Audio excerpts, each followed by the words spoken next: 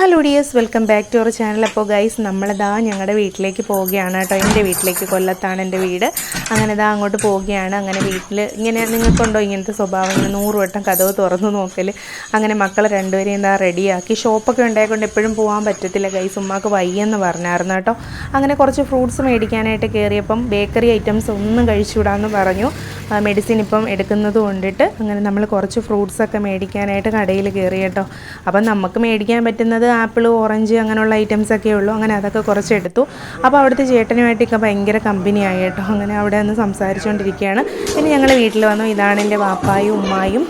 അങ്ങനെ വാപ്പാടെയും ഉമ്മച്ചാടെയും മൂത്ത മോളാണ് ഞാൻ. ഞങ്ങൾ 3 പേരാണ് ടോട്ടൽ. അങ്ങനെ ഞങ്ങൾ സെൽഫിയൊക്കെ എടുത്ത് വീഡിയോയൊക്കെ എടുത്ത്.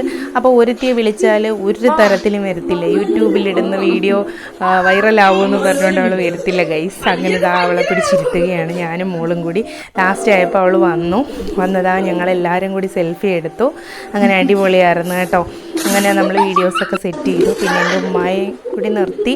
ഉമ്മ കാല് വയ്യ, എന്നാൽ കൂടെ നിന്ന് എൻ്റെ കൂടെ വീഡിയോ എടുത്തു. എനിക്ക് ഭയങ്കര സന്തോഷമായി കേട്ടോ. വീഡിയോ എടുക്കാൻ ഉമ്മ കൂടെ വന്ന് നിന്ന്. ഉമ്മാക്ക് ഇങ്ങനെയൊക്കെയുള്ള കാര്യങ്ങൾ ഭയങ്കര ഇഷ്ടമാണ് ഗൈസ്. ഉമ്മാക്ക് പാപ്പാക്കും ഭയങ്കര ഇഷ്ടമാണ്.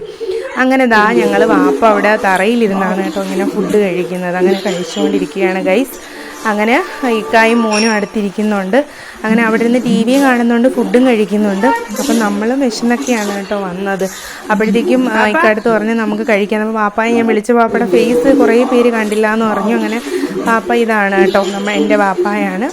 അപ്പം അവരിങ്ങനെ ഇരുന്ന് ഫുഡൊക്കെ അടിച്ചുകൊണ്ടിരിക്കുകയാണ് ഗൈസ്.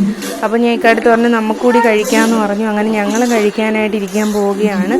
അപ്പം നമ്മുടെ അപ്പച്ചി നമുക്ക് ഇത്തിരി പള്ളിച്ചോറ് കൊണ്ട് തന്നിട്ടുണ്ടായിരുന്നു കേട്ടോ. അവിടെ നേർച്ചയുണ്ടായിരുന്നു. അങ്ങനെ നേർച്ച ചോറത്തിരി കൊണ്ടുവന്നു. അങ്ങനെ ഞങ്ങൾക്കൂടി ഉമ്മ വെച്ചിരുന്നു. അങ്ങനെ അതൊക്കെ കഴിച്ചു. നല്ല അടിപൊളി ചോറായിരുന്നു കേട്ടോ. പള്ളിച്ചോറിനൊരു പ്രത്യേക ടേസ്റ്റാണ് ഗൈസ്. അങ്ങനെ അതൊക്കെ കഴിച്ചു, അടിപൊളിയായിരുന്നു. അങ്ങനെ അതൊക്കെ കഴിച്ച് സന്തോഷമായിട്ട് നമ്മൾ ഉമ്മച്ചടുത്ത് പറഞ്ഞു, ഉമ്മ ഇനി ഇതേപോലെ ചോറൊക്കെ കിട്ടുമ്പോൾ വിളിക്കണേന്നൊക്കെ പറഞ്ഞു കേട്ടോ. അങ്ങനെ അതൊക്കെ കഴിച്ച് അടിപൊളിയായി. ഞങ്ങൾ വെറുംചായ കുടിക്കാനായിട്ടിരുന്നു കേട്ടോ. ഈ ഒരു സുലൈമാനി കുടിച്ചു കഴിഞ്ഞാൽ ഉമ്മയുടെ പിന്നെ നമുക്ക് ഒന്നും വേണ്ട ഗൈസ്. അങ്ങനെ ഇത്രയൊക്കെ ഉള്ളൂ.